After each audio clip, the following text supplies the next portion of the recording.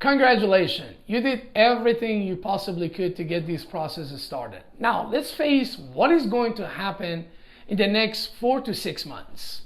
Typically, homes get built anywhere from 4 months to the 6 months. And we're talking about just the average home, not this awesome custom homes, multi-million dollar. They usually take years to finish those. But typical home takes anywhere from 4 months to 6 months, and it really depends on so many different factors. One of the main factors that people don't pay attention to is the weather. If you build it in the winter time, you're expecting to get the cold weather, freezing, the days that contractor cannot work. So that's going to put the delay on the project and can be another month or two before your project get done. However, if the weather is good, now goes back to your builder.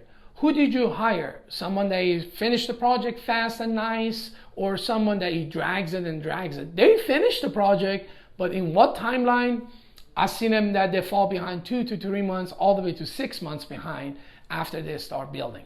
So very important to have that expectation for yourself, because if you don't and you planning yourself, let's say you have a home that you need to sell before you buy this home or build this home.